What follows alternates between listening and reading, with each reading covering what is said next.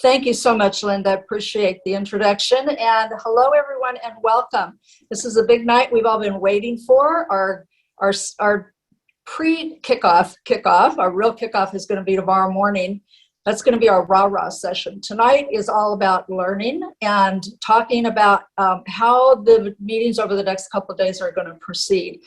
Before we get into it, it is my great pleasure to be able to introduce to you the subcommittee who has been working tirelessly night and day. You can imagine the logistics that are involved in putting on an event like this, coordinating all of you with all of our legislators, and this team has just been phenomenal. So I want to introduce them to you at this time. Jenny Hatfield is the chair of our subcommittee for Lobby Days. Amy Hom has been working on the keeping our spreadsheet together and keeping everything organized.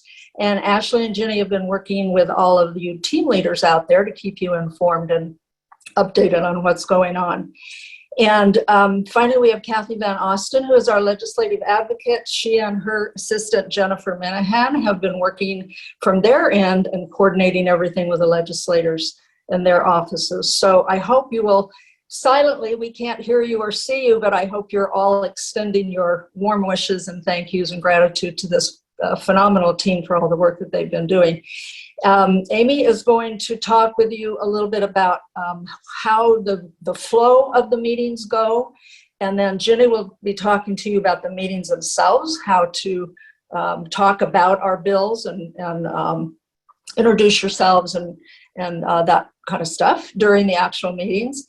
And then Ashley and I are going to talk about the bills, and Kathy will be talking to you about the logistics of the meeting and how to conduct yourself in a professional way in her halls. That's her home over there in the Capitol and in the legislative offices. So she'll be talking with you about some do's and don'ts of how to conduct yourself. So without any further ado, it's my pleasure at this time to turn everything over to Amy Hom.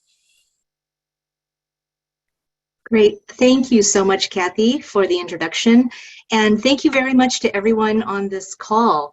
We're so excited to have your participation in this year's Lobby Days event. We have 120 AAUW members who are going to be participating in Lobby Days. And we've got the participation of 50 AAUW California branches. This year, we're holding our Lobby Days event about a month earlier than we did last year. The legislature is in session this year, and last year we had scheduled Lobby Week. Oh, Linda, we're fine on the previous slide. Thanks. Last year we scheduled Lobby Week while the legislature was out of session, thinking that members would be back in their home district and available to meet, but it turned out that many legislators went on vacation and were not available. So this year, with the legislature in session, we've been able to get just about all of the meetings that we requested. Our legislative advocate, Kathy Van Osten, and her assistant, Jennifer, have done a wonderful job scheduling the meetings for us. And we have meetings scheduled with just about all of the legislative offices of our participating AAUW members. We're going to be meeting with 46 assembly offices and 22 Senate offices. And most of the meetings are going to be with staffers, but we actually have 13 assembly members and 3 senators who will be meeting with us. So in our session tonight, we're going to cover the purpose and the scope of Lobby Days, how to conduct your meetings, how to talk about our bills, and the logistics. Next slide, please.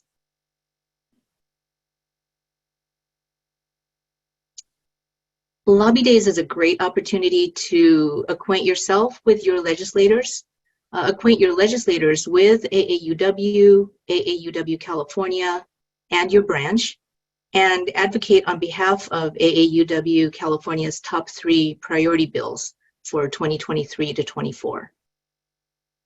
Next slide, please. We are going to be kicking off our Lobby Days event tomorrow morning. And this afternoon, everybody on this call should have received a Zoom link for the kickoff event. Please join us at 8:55 a.m. At 9 o'clock, we're going to have an address from Assemblymember Buffy Wicks, who is the author of our signature bill, AB 1394. And after her address, we'll conduct a Q&A session before we all head out to our meetings. I'm now going to turn this over to Ginny Hatfield to talk about the meetings. Ginny? Yeah, thanks, Amy. Well, we're getting into the nitty-gritty now, and as you can see on the slide, our meetings should probably last about 20 minutes or so. I mean, if you really get into it very well, there's no actual cutoff date. I think both parties, mutually could agree, but I think 20 minutes is about the appropriate time. The team leader is a very important part of this whole process. And I wanted to talk a little bit about what we did with team leaders this year. It was a little bit different from last year. They have a pivotal role in that they are the point of contact for the Lobby Day committee. And they were provided with all of the information that Lobby Day participants need. And then they were responsible for distributing this information to their team members. They received a packet of information on March the 10th electronically with everything in hand. And included in the packet was the team members' contact information, so who was on your team, the scheduled appointments for that team if they were available at that time. We've been in the process for the last several weeks of trying to get appointments scheduled, and there's been a lot of changes, to say the least, as many of you have know, because we've been in contact with you about this. They also got a copy of the Lobby Day script, which we're going to be looking at in a few minutes. And they got the talking points for each of our 3 priority bills, plus the fact sheets that accompany them. So it was a lot of information to digest. But the committee felt that we really wanted to give them everything they needed. And we knew that this training session was going to be the day before, so we figured it would give them enough time to really look at all the material, digest it, and hopefully, have things ready to go by tomorrow.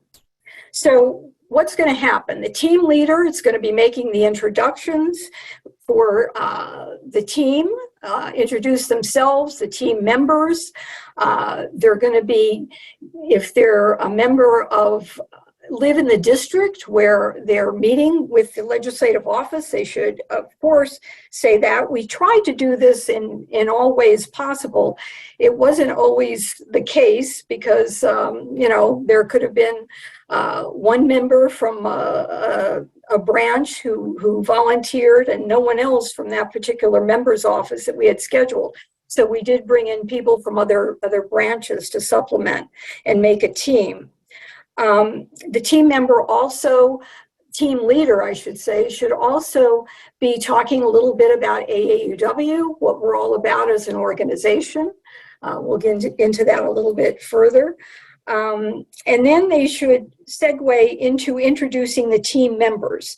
And on the team members, we could have anywhere from 2 to 5 team members. It just depends on who was available, who might have not been able to make the meeting at the last minute and had to cancel.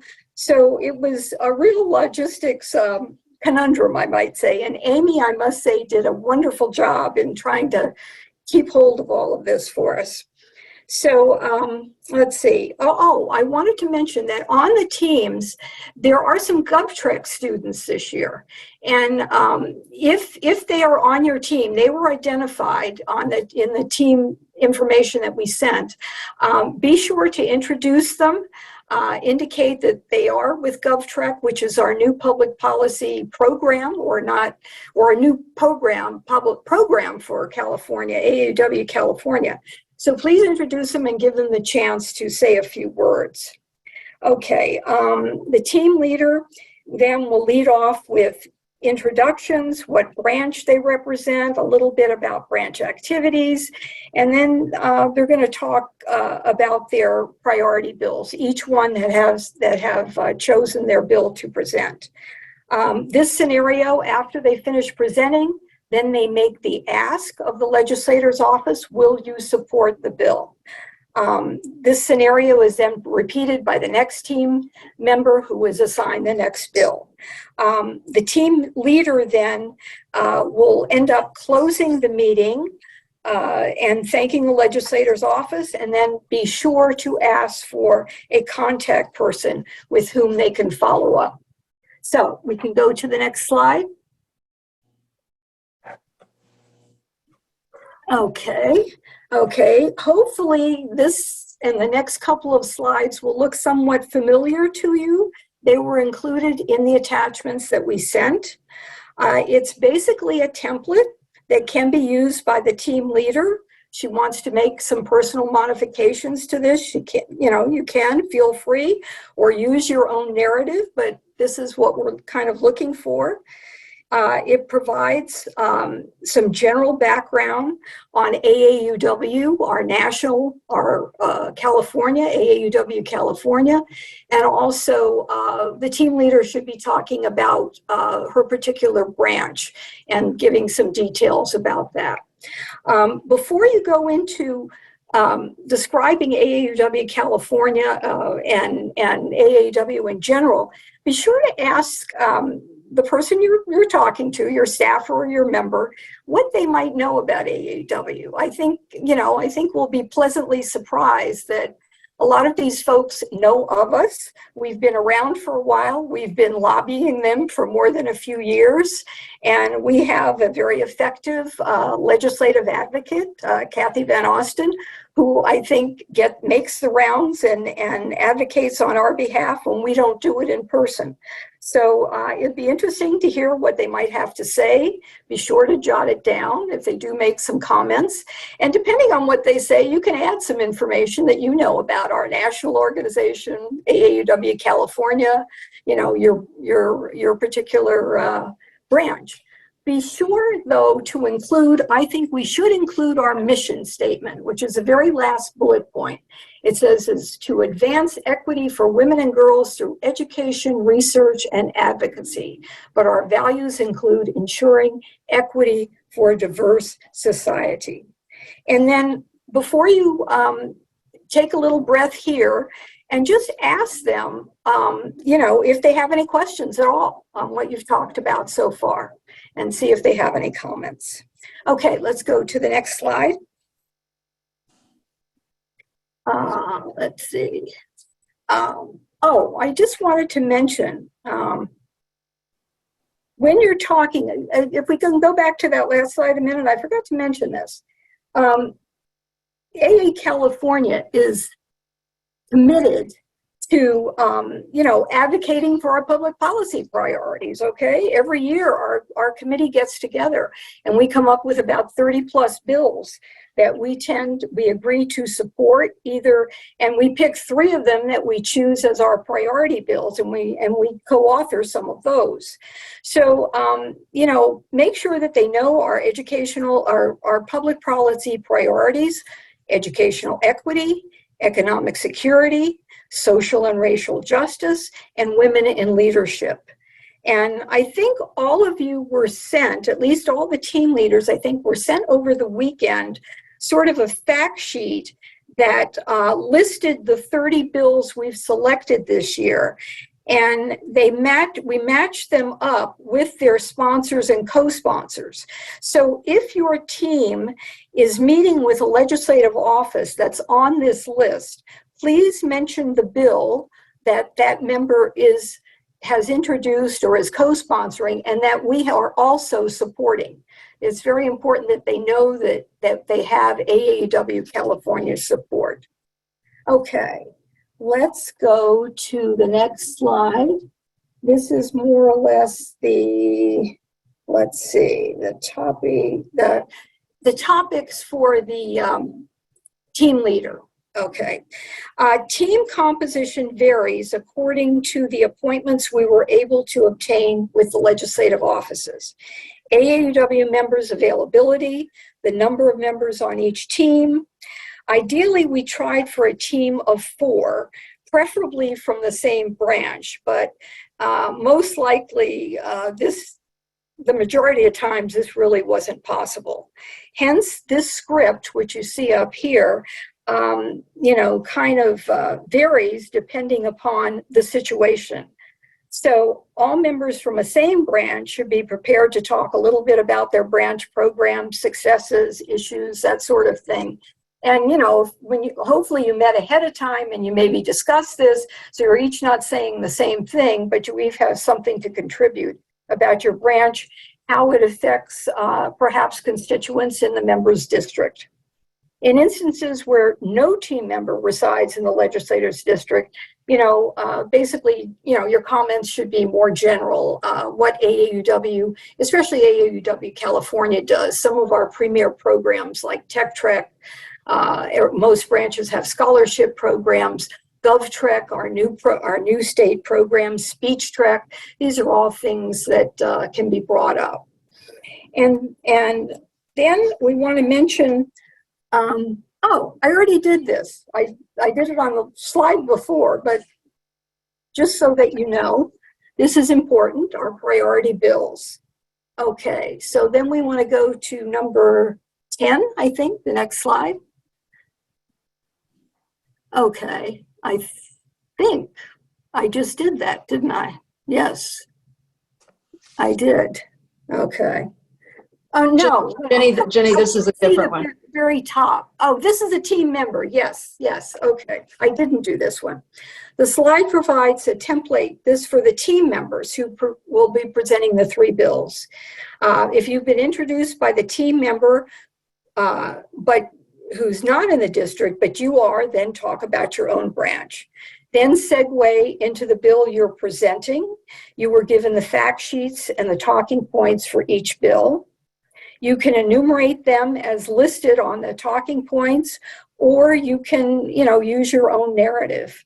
When finished, be sure to ask if there are any questions. If there are, and you know the answer to a question, respond. If not, indicate that you'll talk to our public policy committee. We'll get you an answer, and you can provide the answer as soon as possible. Complete your presentation with the all-important ask. Ask if a member will support the bill. Maybe they will. No, there could be an answer. They might need more information, or they'll just pass the information on to the member. Keep in mind, the office has not been told the bills you are presenting. So in many cases, this could be the first time they've learned of this piece of legislation, and the information is new to them. And, they probably would appreciate more information. Then when the first presenter is finished, she will introduce the second presenter and the third, and then we will go to the recap or the closing. So let's go to the next slide. Here you have your closing. To recap, meeting should be probably about 20 minutes with about 5 minutes for each presentation. The team leader can close, or, for some of those teams with more than 4 members, maybe the team decides that one of the 5th member or so will end up doing the closing. It's up to the team. Thank the legislator or staff for their time and interest. Make sure you get contact information for the legislative staffer so we can follow up. And if meeting with the member, ask the member for a staff contact that you can follow up with to send any materials.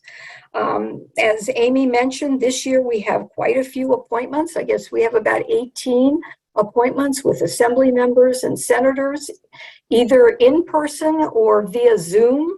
So, that's really important. And that worked out very well this year. So, we're now coming to the next slide. Can we move to the next slide? Oh, can you? Yes. Okay. there should be I think a question here. Number 16. No, the questions come after the do's and don'ts, Jenny. Oh, okay. I thought it was. Okay, then number 11. Kathy Van Austin is going to take over. Okay, well, good evening, everybody. Happy Monday. I hope everybody has, excuse me, has some good meetings over the next couple of days. One thing that I would recommend, do a little bit of homework if you can, whether it is most members, I can tell you in this legislature, it is a very fairly progressive legislature. Most members are going to align with our values. Excuse me one second, I'm going to choke here.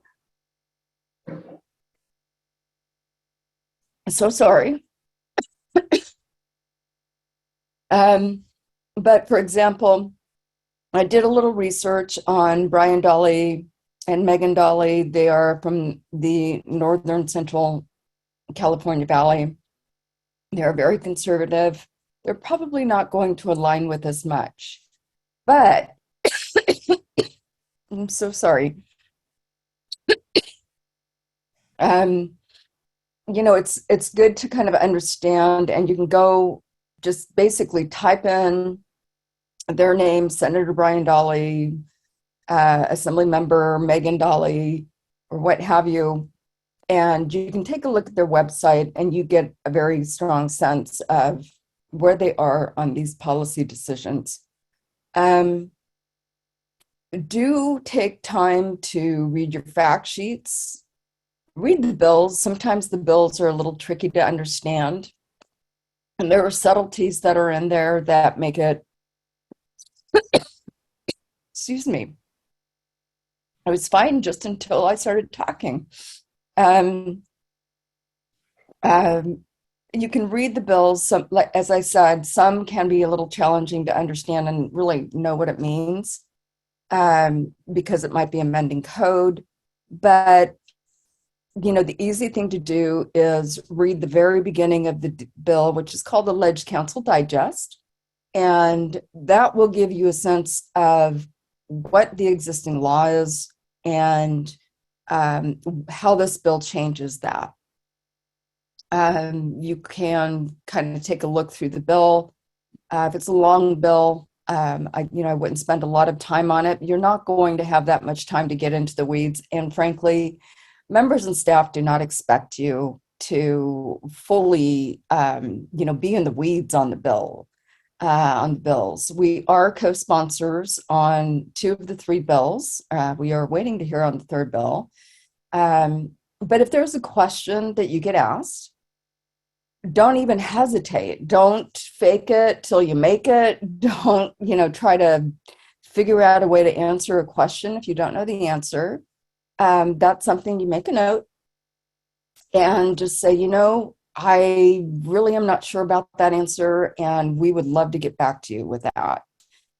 They would much rather hear that than hear information that is later disproven, because it then goes to the association's credibility.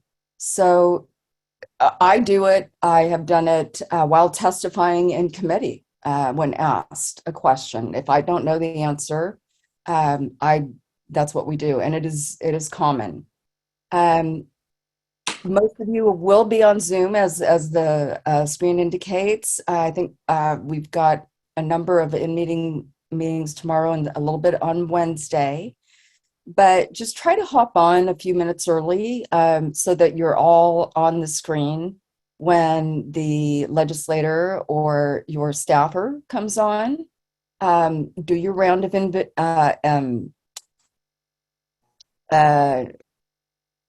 introductions, tough word. Do your round of introductions, and that way they can really comprehend and understand, yes, they're from my district. If you've got a GovTrek student, which I'm so thrilled we have GovTrek students, please just make sure that they're acknowledged, and just a little bit about what that program does. And we're looking to build the ranks of the future and through young women and their leadership. I think that is such an exciting program, and I'm glad to have participated in that. So I think we can go to the next slide.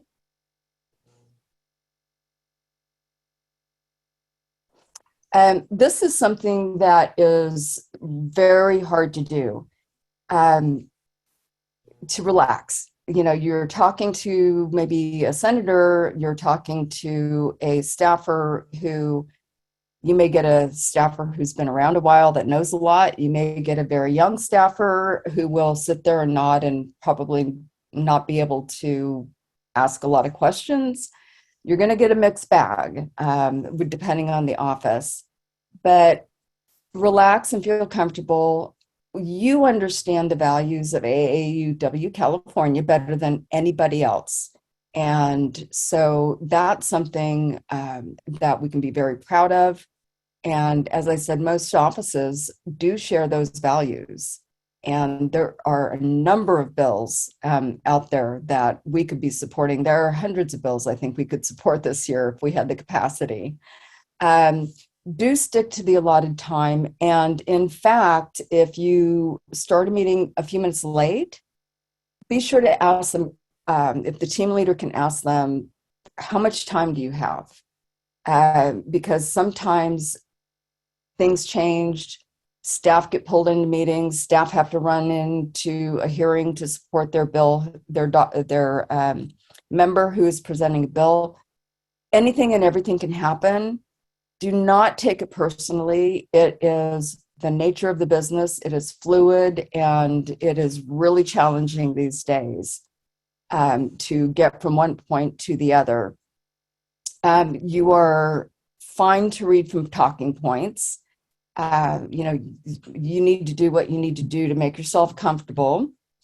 Again, that way is just a nice thing. I like to operate off of bullets just to make sure I am covering every piece of information that I know I need to cover in a meeting.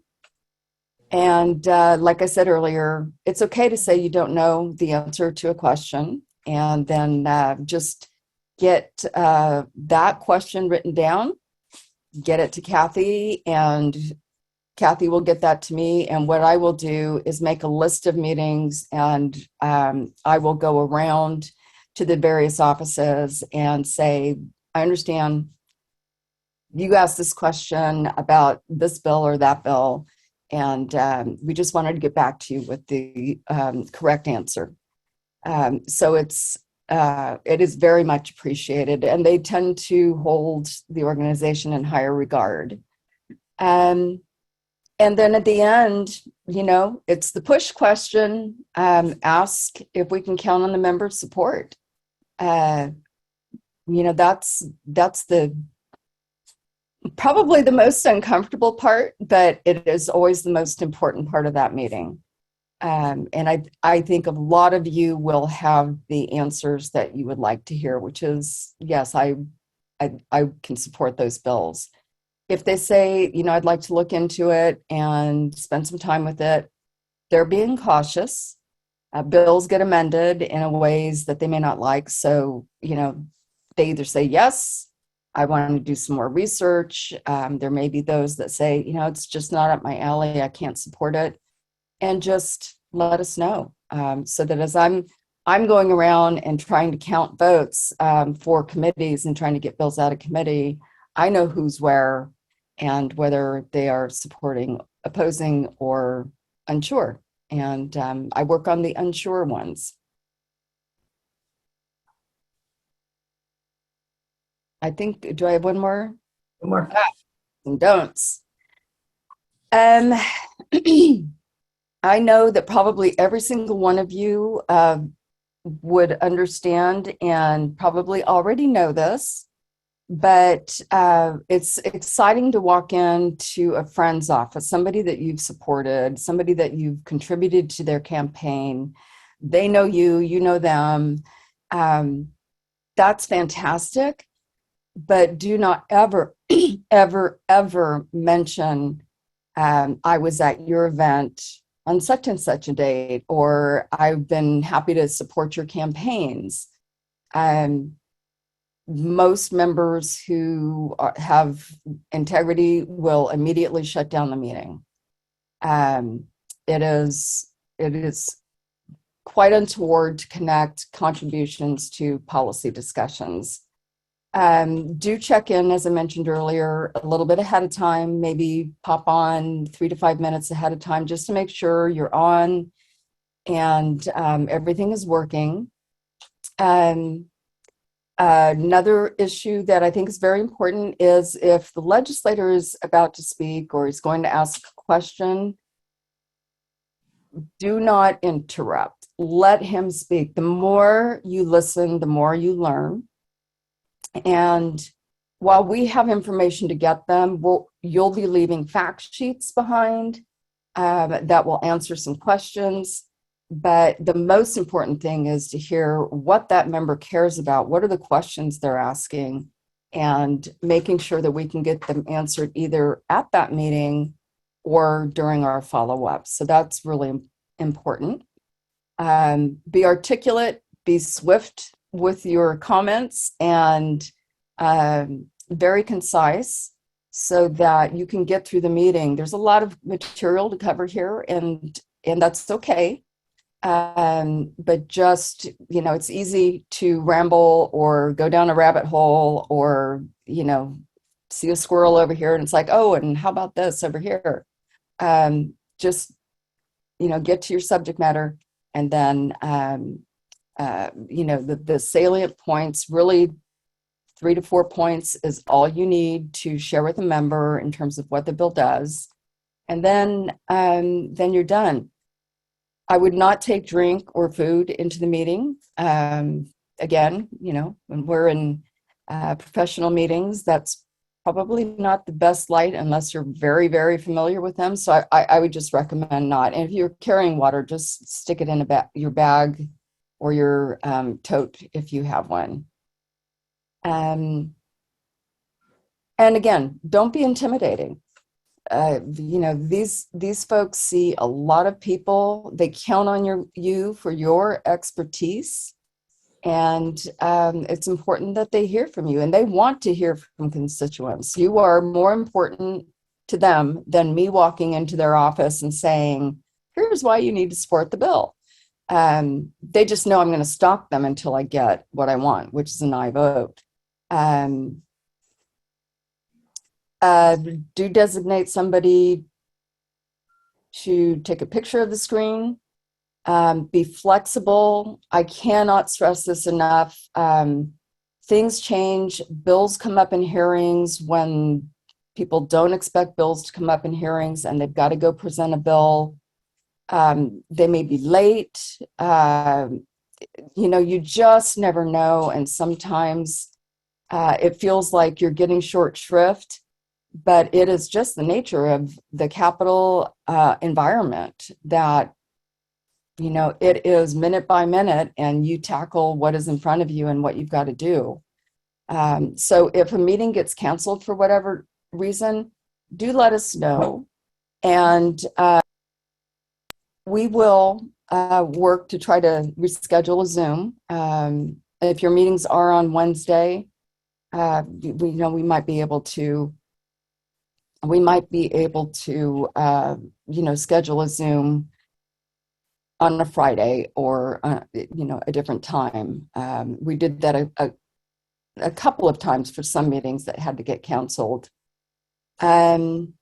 Always be courteous. If you hate what somebody is saying, please don't grimace. Just smile and say thank you. We value your opinion and appreciate you sharing that with us. Do get contact information if there is a staffer in the meeting. It's good to get their card, and certainly the member's card if you can get that. And then again, the team leaders will be making notes of the meeting, the questions, concerns, the responses that are taken down, and then filtering that up to us so that when I can take a look at that, I know who cares about what on what bill, And that is incredibly valuable information to me as I go talk to members. If you have somebody who's opposing a bill and they give you 3 or 4 reasons why, write those down and get those to me, and I can start off meetings by countering that opposition and being prepared for that. So it is all very useful information. So don't, too much is not enough. Don't feel that you, are giving us too much information.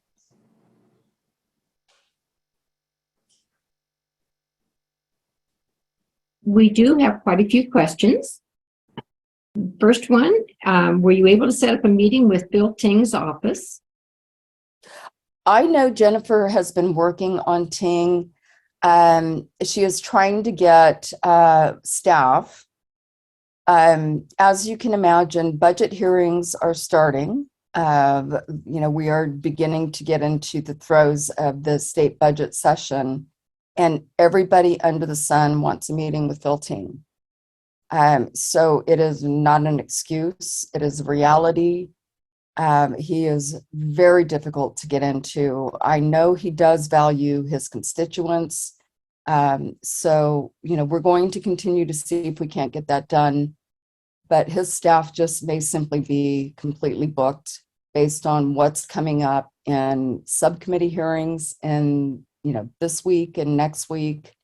So, we will continue to try to get that meeting scheduled.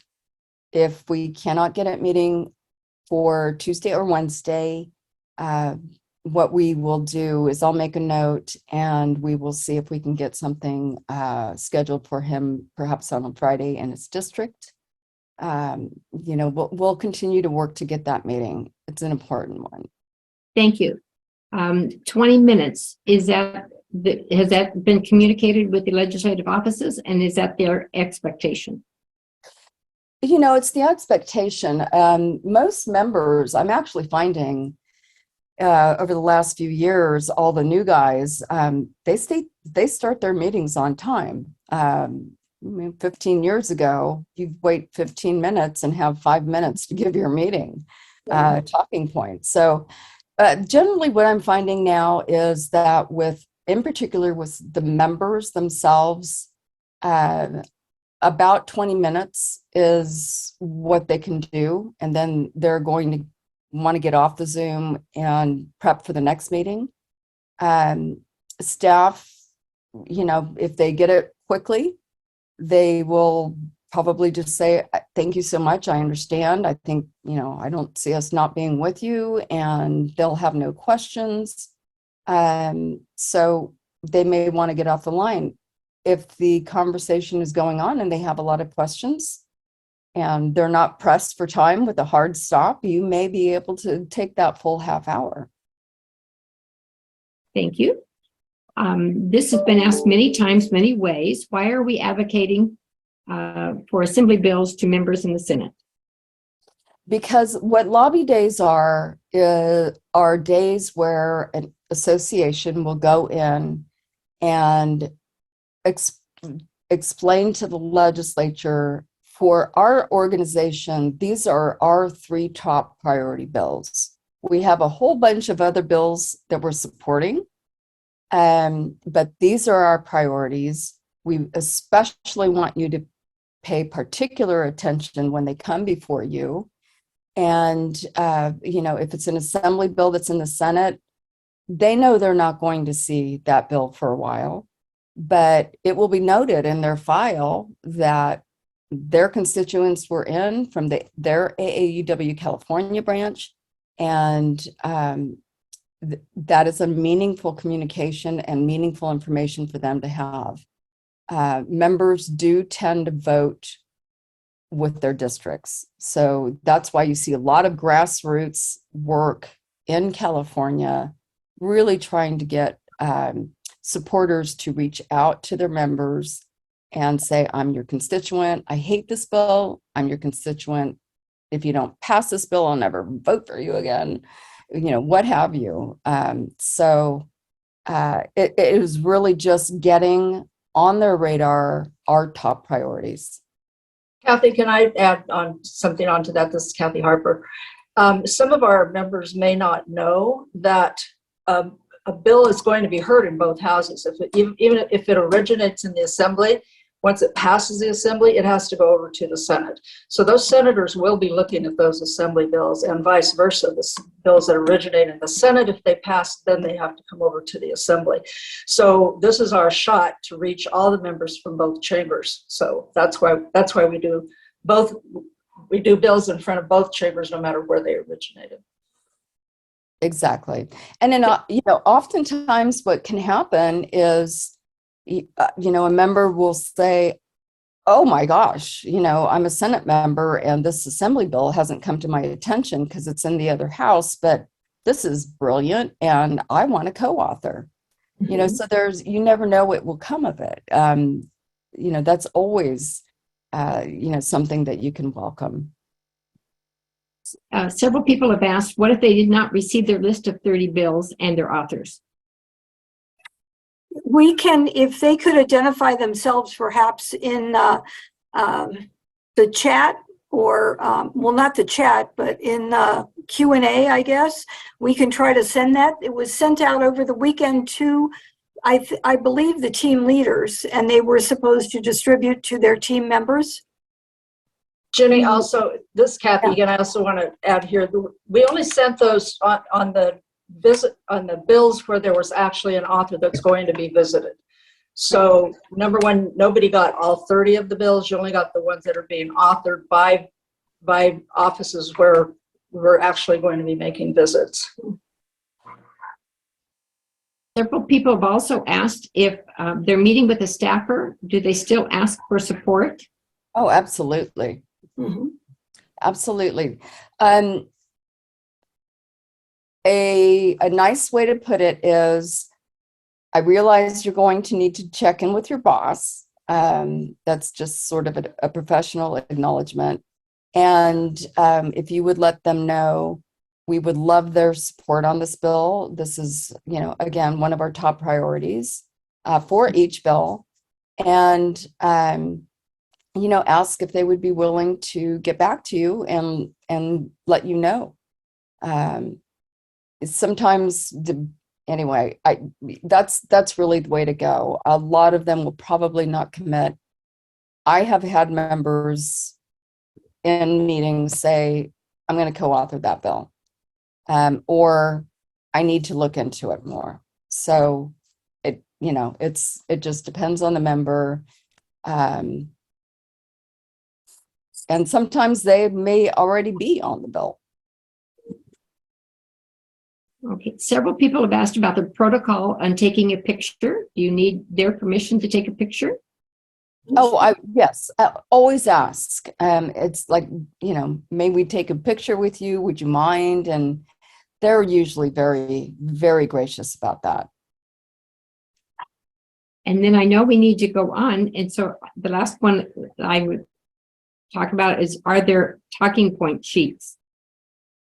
Yes, the talking points for the 3 bills, our priority bills, were sent to the team leaders for distribution, along with the fact sheets for each bill. So if someone does not have that, they can contact me and I will make sure they get them. And I can put, my email address. I can give it to you right now. It's very simple. It's Ginny with a G, GINNY, AAUW@gmail.com. So let me know right away and I will get them to you.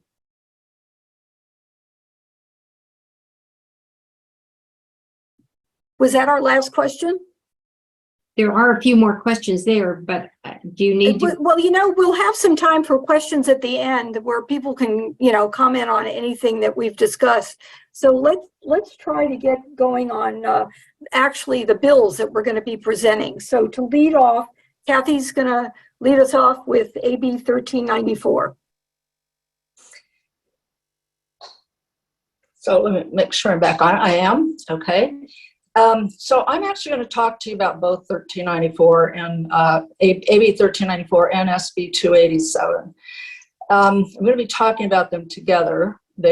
We have indicated to you that they are a package. And you have the talking points. We already sent them to you. You have the same information here on the screen. You don't need me to go through these point by point with you.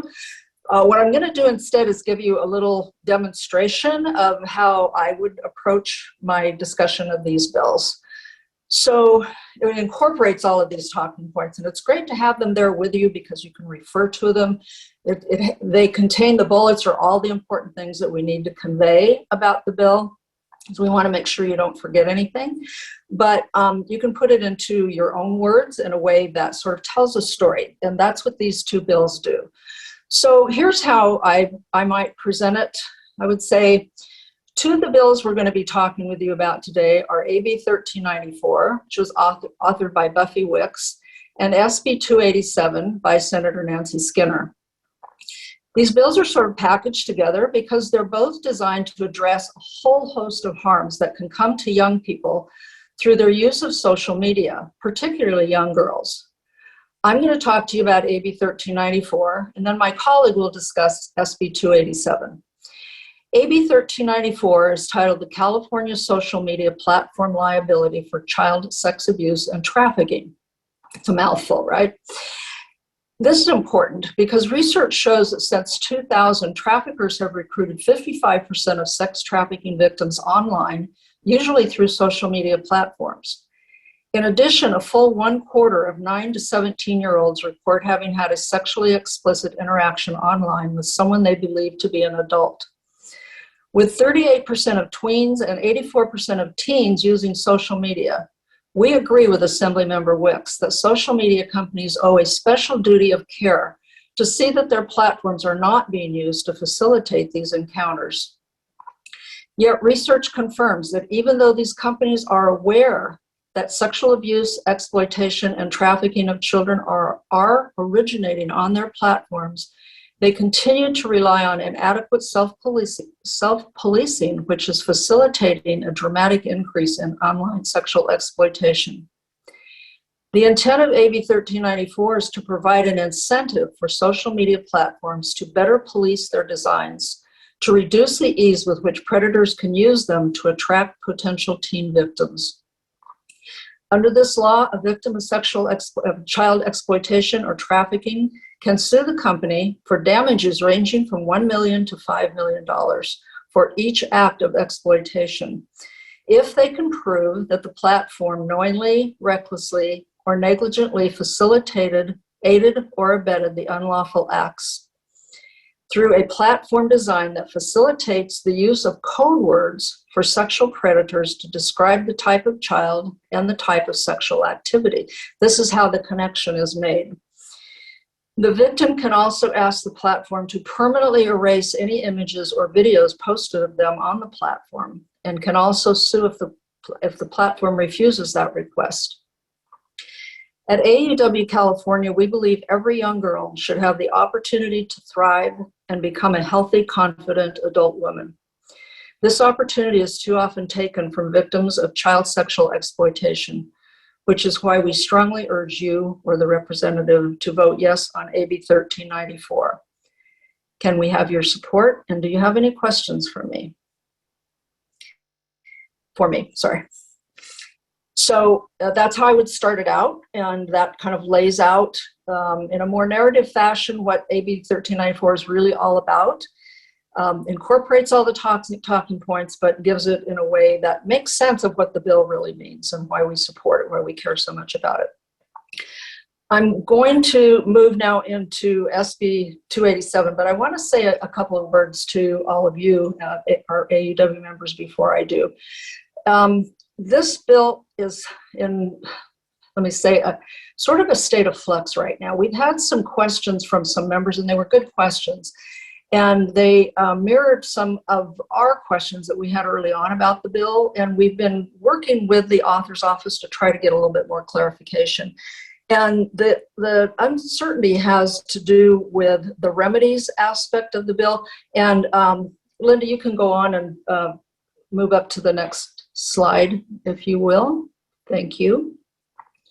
And actually go one more, if you would. So I'm going to be talking about this middle bullet point right here. Provides a penalty of up to $250,000 for each violation. And it's been a little unclear, and that's the questions that have been raised, is who's responsible for this penalty? First of all, for enforcing it, there has to be some kind of an action brought against the platform. Who brings that action, and who collects that $250,000 penalty?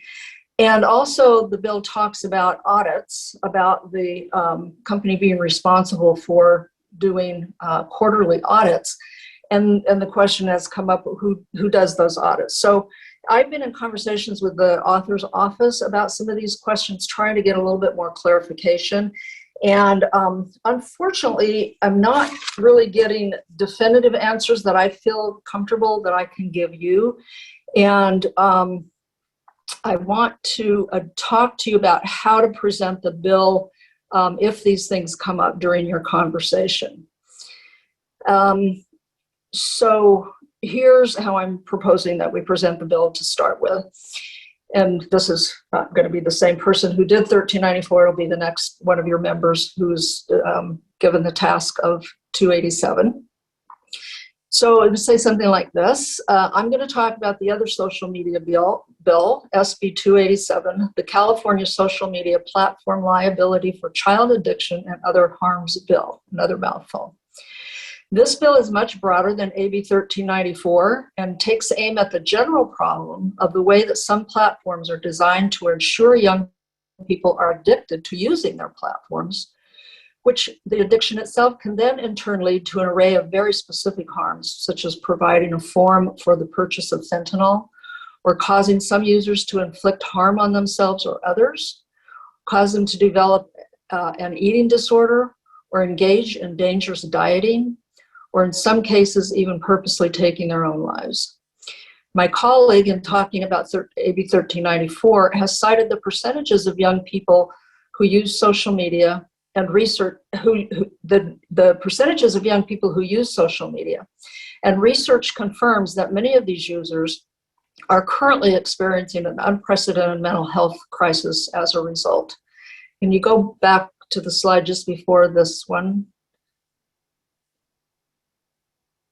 And then I would say, here are some truly sobering statistics. Oop, a little bit too far.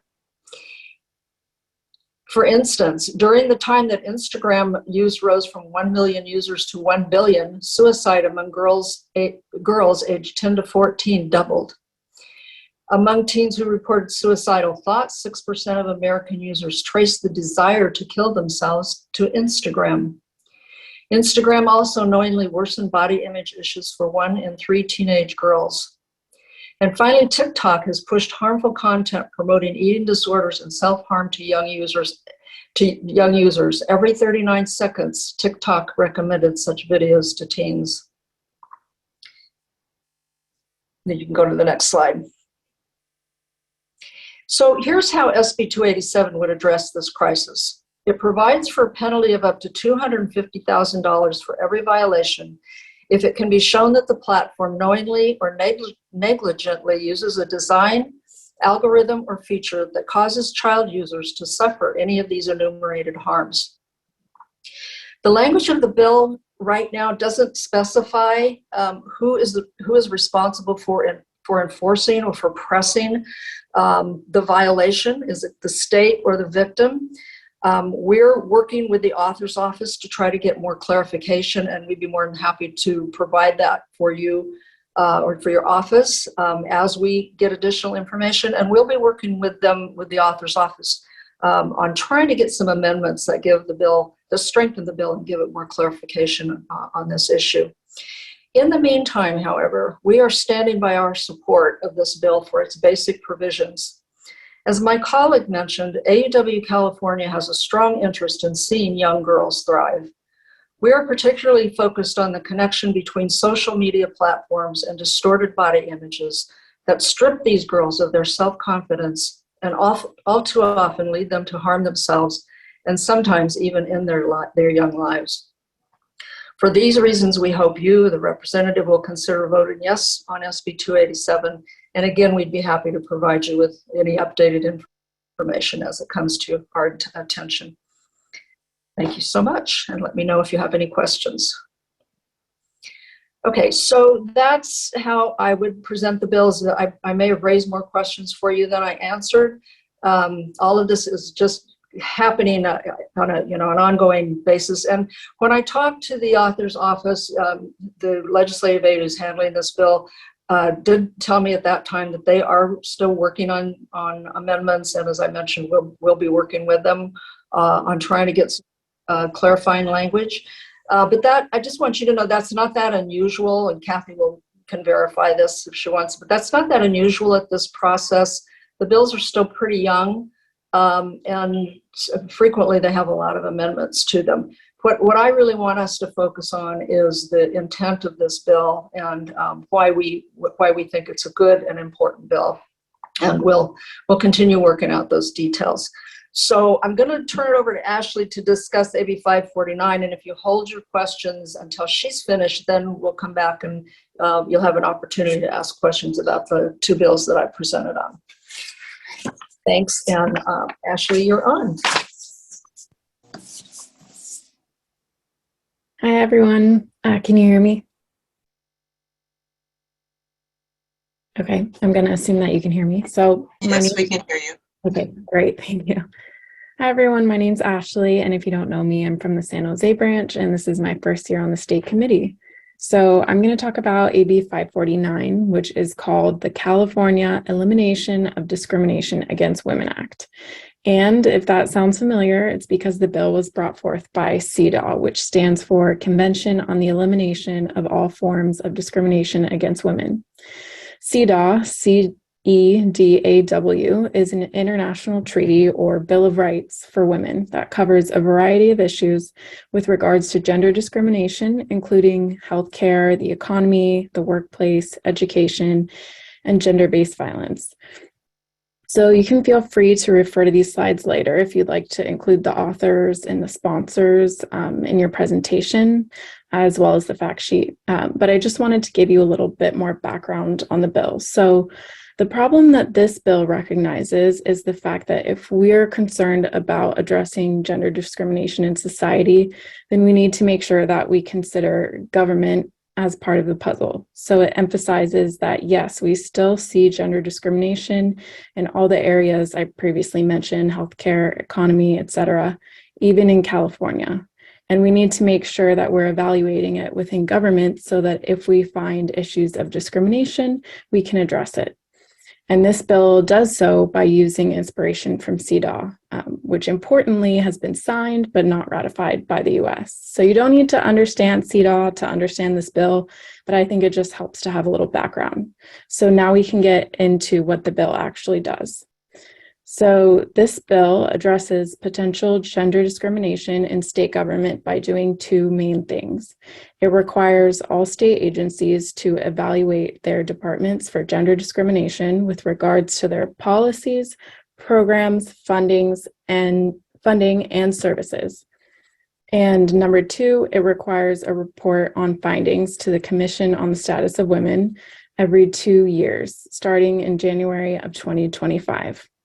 Finally, I just wanted to add, while it's not required by the bill does encourage the state to implement CEDAW principles in a variety of areas of gender discrimination and emphasizes the need for implementing CEDAW in the private sector. That's all I have, and I just wanted to ask Kathy if there's anything she wants to add or clarify. There we go. I think you've covered it. I think you've covered it. Which Kathy did you mean, Ashley? Sorry. Both of you. So I'll start. I just want to say, no, I think you've covered it really well, and I really appreciate the background information that you gave to our members. I just wanted to reiterate kind of what you and I were talking about earlier, is that the bill was actually introduced or taken to the author by the California Commission on the Status of Women, but it was in conjunction, it was brought to them by CEDAW. And that's how it got to the author's office. So other than that, no, great job, Ashley. Kathy? Yeah, Kate? I have nothing to add. You did just a great job. Thank you. So I think, Linda, at this time, or Randa, will open it up to questions just on the bills.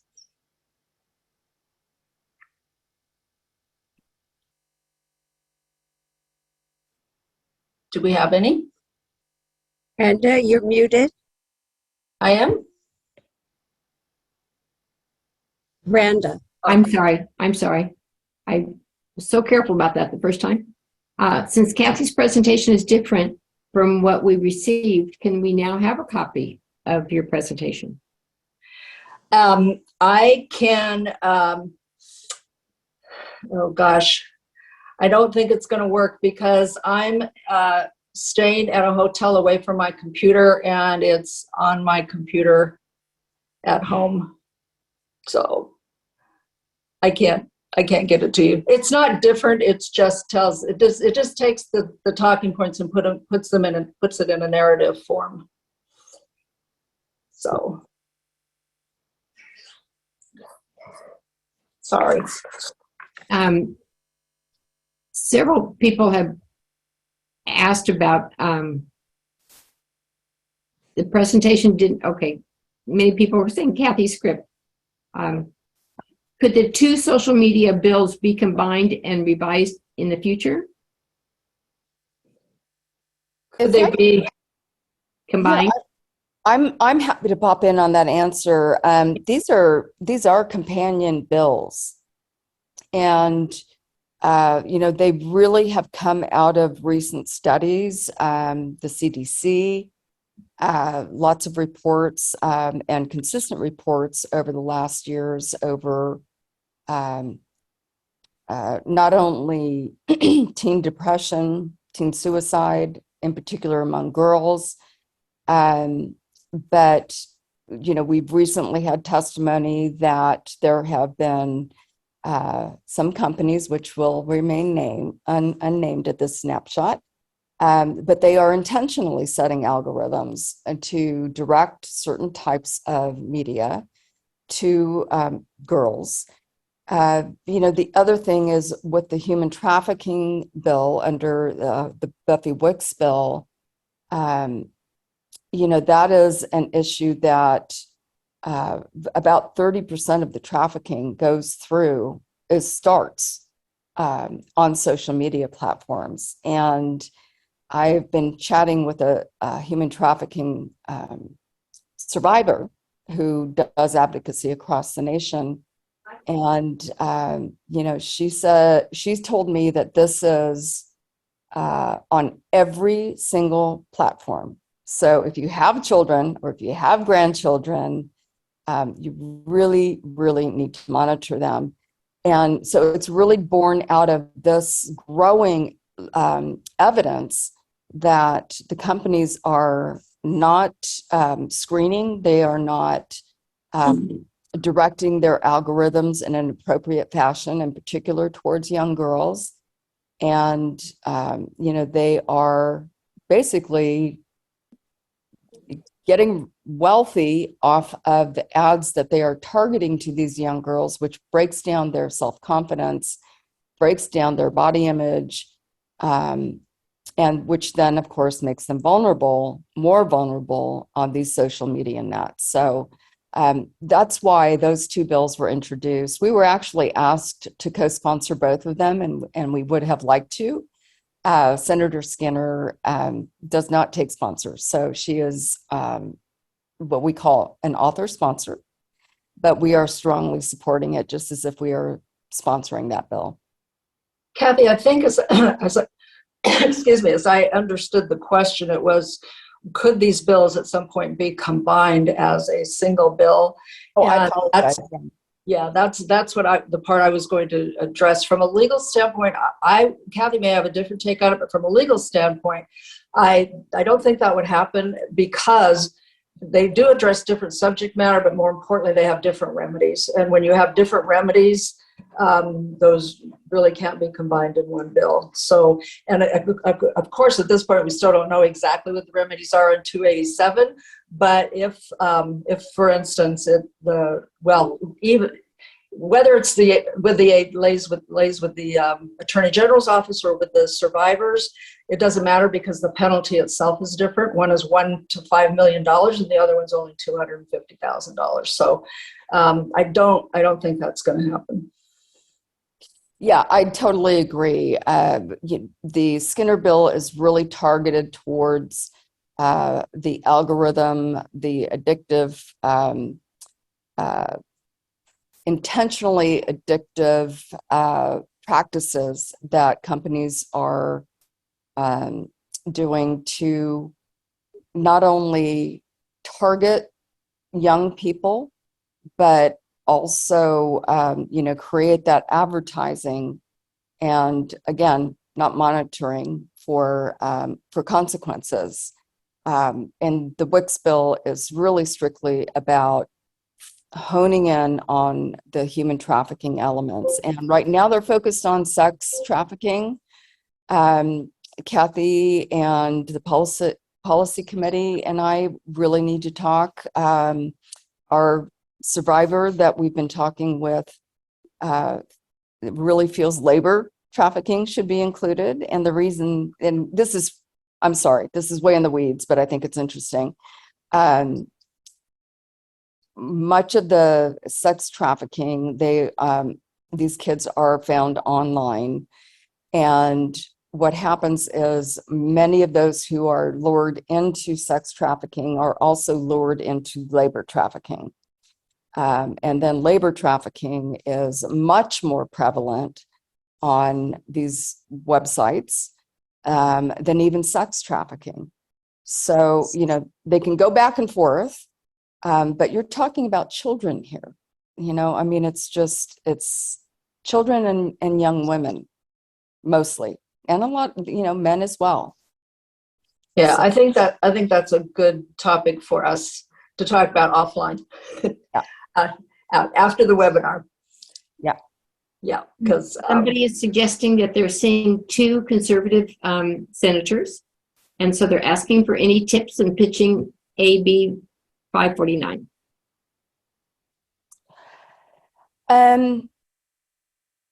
Pay equity is an issue that they really cannot ignore. Republicans, I don't want to get into politics too deeply right now, but given the recent Supreme Court decisions, these members really need to appeal to the interests of women because they've got a constituency that is focused on reproductive rights and want to preserve the recent decisions that have come down. And I think that there are privately some independents, even Republican women who are pro-choice. I think they will pick and choose, and that bill is one where they can say, well, of course women should be paid the same as men. But, that is a much harder bill for them to say, fundamentally, I just am not on the same page. I'm pro-life. I can't support you on this bill, for example.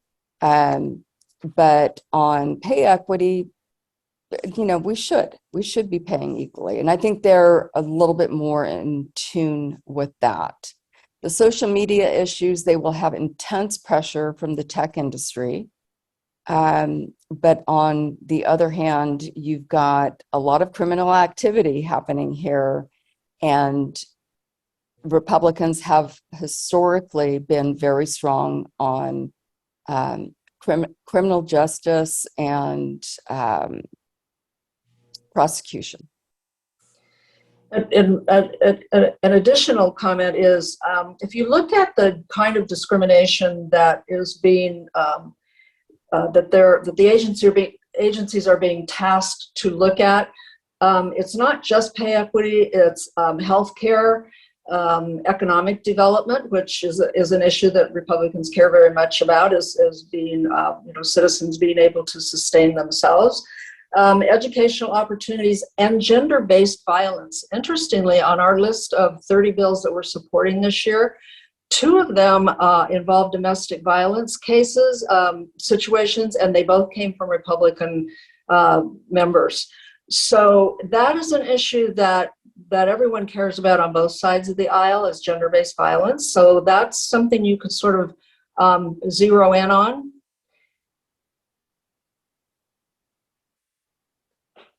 Somebody is suggesting the fact sheet from Common Sense on SB 287 indicates that the parents can sue and collect civil penalties. Is that incorrect or being reconsidered?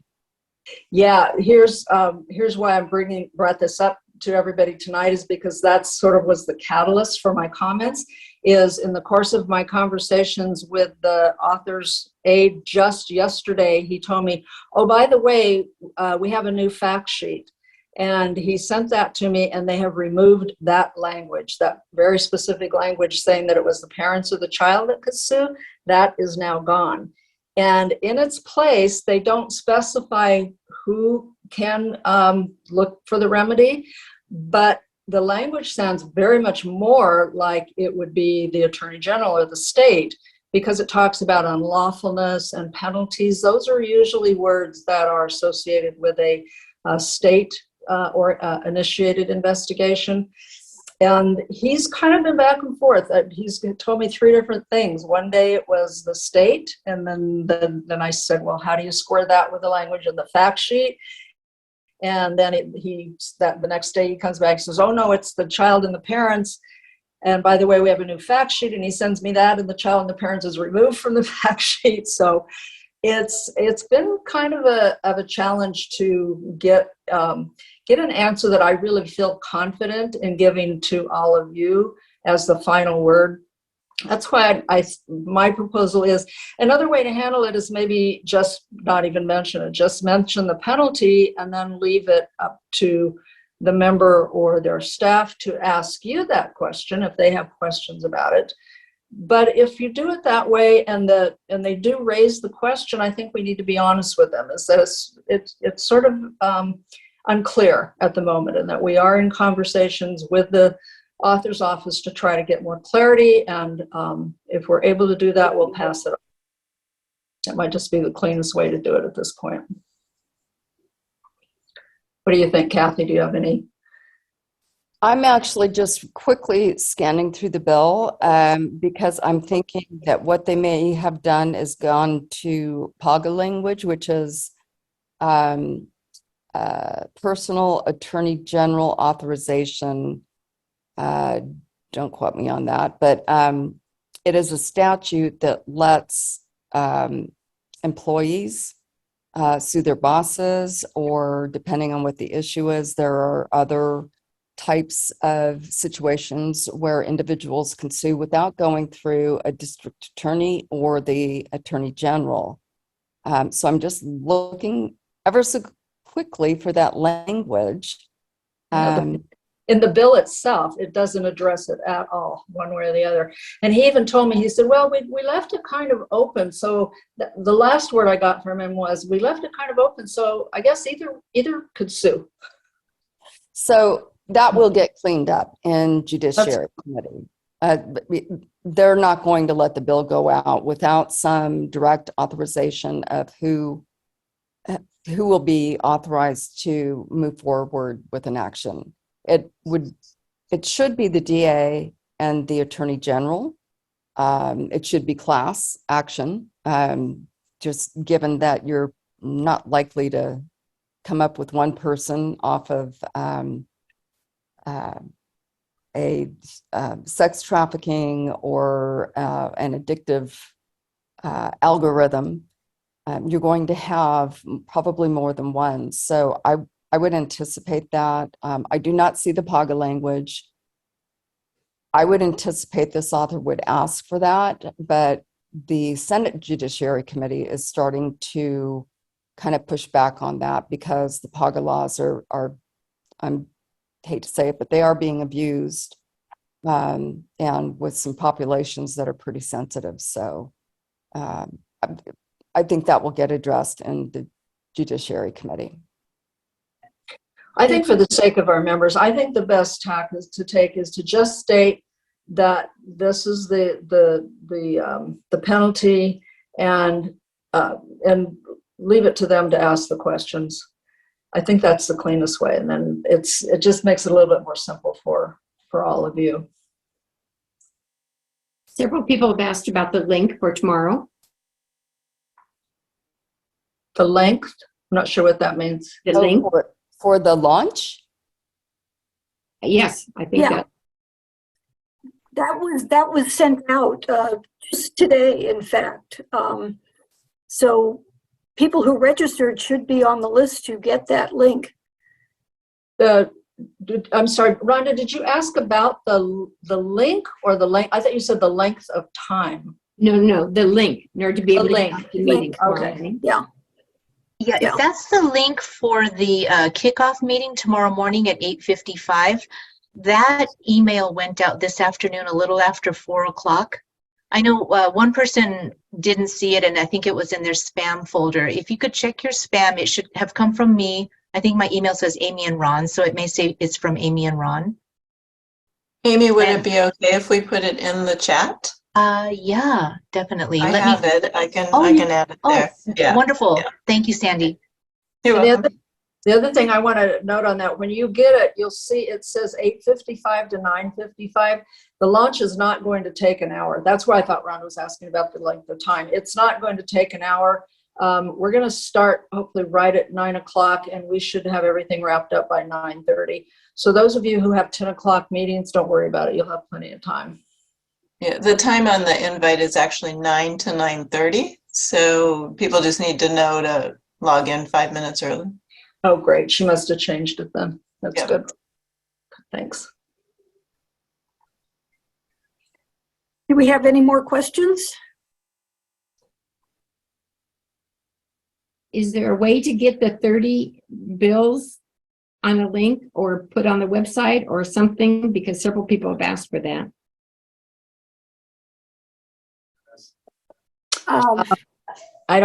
I can't provide it again because I don't. We away have from my we computer. have the document, so we can send it out. If you contact me again, I'll put my email again in the chat. Let me know. I can send you the doc, no problem. It did go out, but I guess you didn't receive it. Yeah. And actually, one of our other team members on the Public Policy Committee, Melissa Maseko, is putting together a Google folder that contains the fact sheets for our 3 bills. It contains the list of all of the bills that we are supporting, whose authors we're going to be meeting with. So it's a subset of those 30, but it's all of the bills that our teams will be meeting with over the course of the next couple of days. So she's going to be putting that folder together, and we will share that out with everybody. Somebody's asking what PAGA laws are.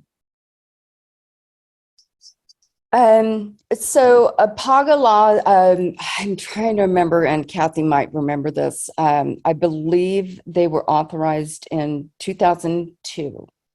And there are a lot of bills that have passed over the last 20 years that include PAGA language. So what they do is they create a civil action or a criminal action or both, and they authorize people, attorneys to come in and represent a plaintiff, a survivor, what have you, whatever the issue is, and try to take them to court to sue. And You don't have to go through a district attorney. You don't have to go through the attorney general. It is a private right of action in a simpler term. And in some cases, it is a very good thing to have because it does give, whether it's employees or victims, what have you, the ability to go after perpetrators and seek compensation, seek fines, and so forth.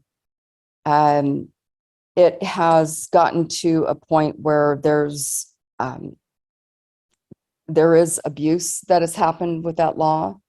And so I do think that we're going to see something next year that will revise that statute a little bit. But that's what that's about. It's the Private Attorney General Authorization Act. So it's PAGA. That's what Somebody that. just indicated they found their kickoff link in spam.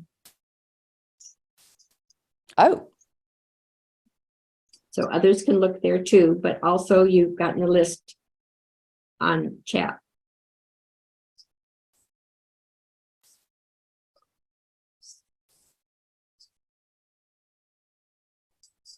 Any other questions?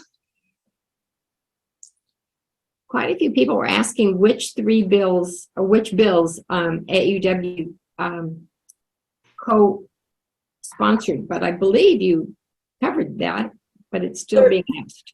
I'll just clarify. 1394 is our primary co-sponsored bill. We wanted to be co-sponsors on, on 1394. We wanted to be co-sponsors on SB 287, but Senator Skinner's office wants to be her own sponsor. She's not inviting sponsors. So right now we're definitely co-sponsor of 1394. We would also like to co-sponsor 549, and Kathy has approached the author, Assemblywoman Wilson's office, about us being a co-sponsor on that bill, and she has not been able to get a definitive answer yet. So we're currently not on that. So the short answer is currently we are only co-sponsors of AB 1394. Are there any more questions on the bill presentation? Because we will have an opportunity for some questions in just a few minutes. We have a couple of more slides to go.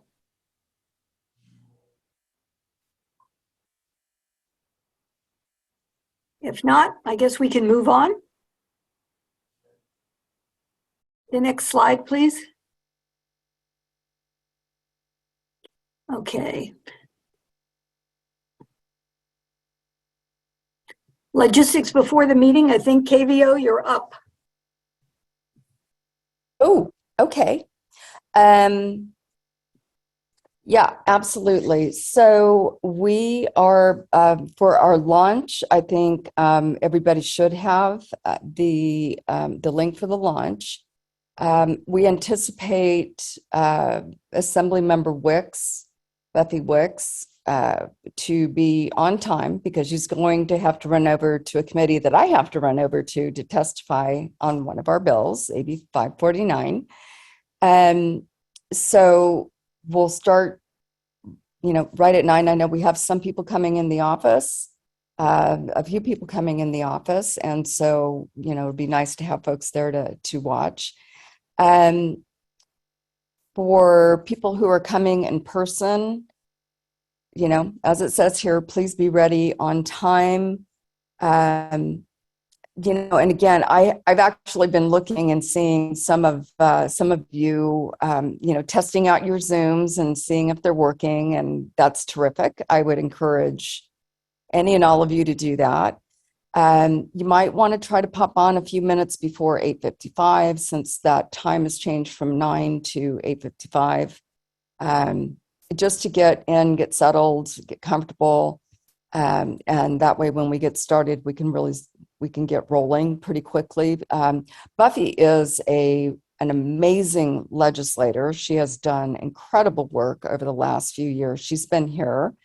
I'm afraid she's going to run for Congress. So I'm not happy about that, but I think she is going to really enliven and energize and excite you about the bill that we are sponsoring for her. So I'm very excited to have her on. Yeah, so that's it. My phone number is here. And, so if you have any issues, give me a call. I may move you forward to Jennifer if it's a problem with scheduling. If you can't find an office, give me a call and I'll get you there. So no problem that way. The swing space is new to a lot of us, so we're just kind of learning our way through. Do give yourself plenty of time. From where we're having lunch, from where my office is, give yourself a good 15 minutes to get to the swing space. And you're going to have to, it's about a 3.5, 4 block walk, and you're going to have to go through security by 10 a.m. or a few minutes before 10. It shouldn't be an issue unless you have a school group going through. And that's when you be bold and ask if you can jump the line and see if you can get through security a little bit more quickly. I'm trying to think if there's anything else. Yeah, I think that's about it. Okay, well, we're coming to after the meeting, which means the meeting is over, the presentation, but not your responsibility. We have a very important task for you to complete, and that is the visit evaluation form. That is the responsibility of the team leader. And as we've mentioned, I think somewhere along the way, the team leader should be taking notes during the meeting so that they can then transfer those notes to the form, which was sent to all the team leaders. If you don't have it, please let me know. My email is in the chat. I can send it to you again. We'd like you to complete the form by Friday the 24th and send it to Amy Hom. And also another thing that you can do for those folks who are actually meeting in person, please, if you have a name badge, AAUW, wear it. If you have brochures from your branch that you have available, and also if you have those public policy priority postcards that we published last year, if you can bring those along with you, if you have any extra, and you can leave those with the office and the person that you met with, whether it be the member or the staffer.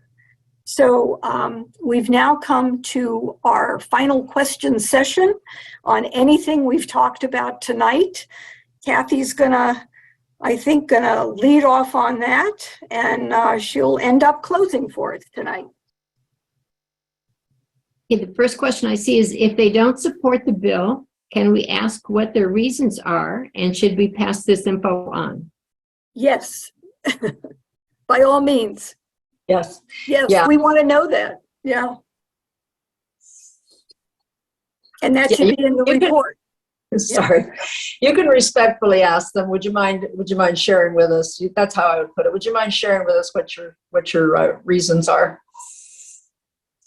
I'm seeing a few questions about what is the swing space, and I apologize. Yeah, I'm using capital terms. Right now, the state capitol is under renovation. They do hold the Senate and Assembly floor sessions there, and they do have some committees that meet there, but pretty much all of the legislative staff, the governor's staff, have moved over to a brand new building that was built to house the legislature. It's about a block away from the Capitol. And we call it the swing space. It's sort of, swinging out there until the Capitol gets done, and then they're going to move everybody back into the Capitol in 2 years, which I guarantee you will not happen. Probably 5 to 7 years. And so it's called the Swing Space. And the address should be in your calendars for the meetings that have been set. But that Swing Space, I'll give you the address right now. It is 1021 O Street. And so you will get to 11th and O. So you'll walk across N Street, go a block, turn right. It's a great big, tall, brand new building. You'll go through security, and then you'll have your room number. You go to the back of that lobby, turn right. There's a bank of elevators, and just head up to your floor. And, you know, again, give yourself a few extra minutes to find those offices, because it can be a little tricky. I hope that answers your questions. If you have any other questions on the Swing Space, I'm happy to answer them. And Kathy, most of our Sacramento, most of our Sacramento folks are going to be meeting us for lunch on Tuesday, and so we can go over all those logistics with them at that time. I think just about everybody will be at lunch, not all of them in the morning, but most of them have afternoon meetings. So Right. Okay. Yeah, Somebody, are we responsible for originating the Zoom to each legislator? for doing what? For originating the Zoom for the legislator? Are they No. responsible for that? No, this is Actually, oh. Yeah, everybody, all of the team leaders have received the Zoom links for the meetings that are taking place with the legislative offices. You don't need to contact the legislative office. They have been given the Zoom link directly from KVO's office. And so there's not a host for the link. You just simply need to dial into the link at, a few minutes before your appointed time, and you'll go straight in. Nobody needs to admit anybody. You'll just go right into the meeting. And the Somebody team has to leaders figure should have all of that information. Is there a Right. particular spot in the interview when we should take a screenshot? I would do it at the close of the meeting. I would make it part of your closing. You're all done with everything, and just say, before we leave, can we get a quick picture?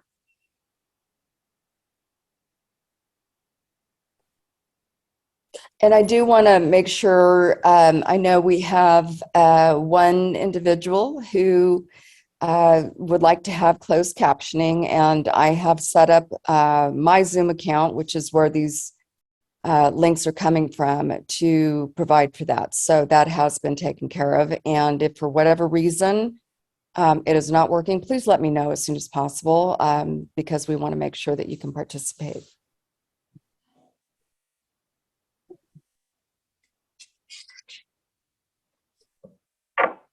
Any other questions? I think that's pretty much all. Real quick, if there are no other questions, I just wanted to let everyone know that Julika has sent out a link to a Google folder, and that folder right now has the 3 fact sheets for our 3 top bills in it, as well as the script and the list of the bills whose authors our teams are going to be meeting with. Yeah. We will also be adding into this folder the list of our top 30 bills. We need to get that list and put it in here. And also, Kathy, we're going to get a picture from your iPad of your script that you presented tonight, so that we could add that into this folder as well. So the folder is there right now. People can access it. There's a couple more things that will be coming into the folder in the next few hours. That will make a lot of people happy. Thank you.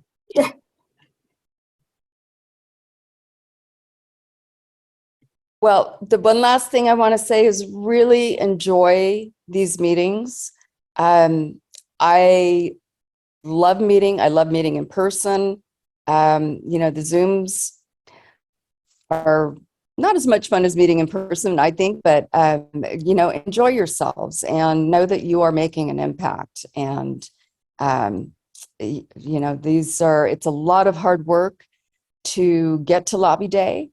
But the days are really fun. And again, if you run into any complications, give me a call, and we'll get get things straightened out as quickly as possible.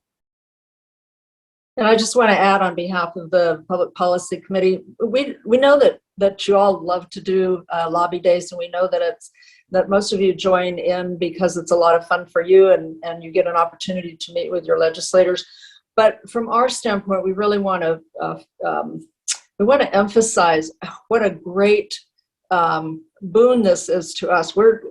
We come up with our bills, and they're only as good as they are passed. So this is how we get them passed. We go in and advocate for them. And Kathy can do just so much, and we on the committee can do just so much with 120 of you out there advocating on behalf of our bills. It just, it makes such a tremendous impact. And so we appreciate you all so much. We appreciate you hanging in here. I know this has been a long training session.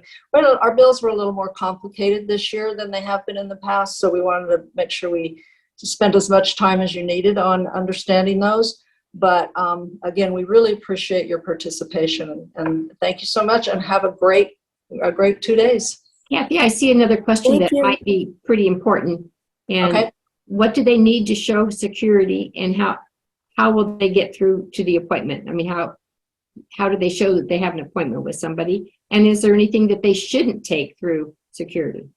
No brass knuckles, no guns, no weapons of any sort. That'll be a problem.